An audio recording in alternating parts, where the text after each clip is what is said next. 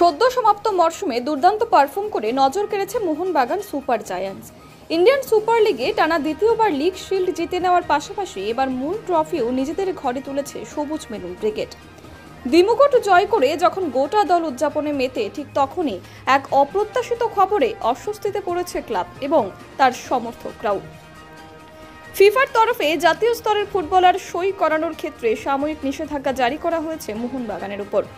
এই নিষেধাজ্ঞার কেন্দ্রবিন্দুতে রয়েছেন অস্ট্রেলিয়ান ফুটবলার জেসন কামিন্স। 2023 সালে এই লিগের ক্লাব সেন্ট্রাল কোস্ট মেরিনার্স থেকে কামিন্সকে দলে নিয়েছিল মোহনবাগান। তখন পুরো ট্রান্সফার ফি পরিশোধ করেছিল ক্লাব। সলিডারিটি পেমেন্ট বাবদ যে নির্দিষ্ট অর্থ দেওয়ার কথা ছিল তা সময় মতো পরিশোধ করা হয়নি।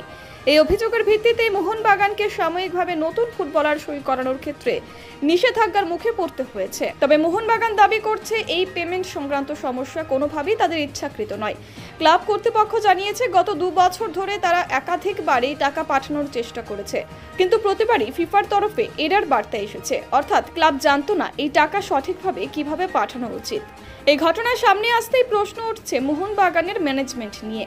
এত বড় একটি ক্লাব যারা পরপর আইএসএল জয় করছে, তাদের ম্যানেজমেন্টে এমন ভুল কিভাবে সম্ভব? ফিফার নিষেধাজ্ঞা আসলেও তা আপাতত সাময়িক। জাতীয় স্তরের ফুটবলারদের সই করানোর ক্ষেত্রে নিষেধাজ্ঞা জারি হয়েছে, আন্তর্জাতিক ফুটবলার বা বিদেশি ফুটবলারদের ক্ষেত্রে নয়।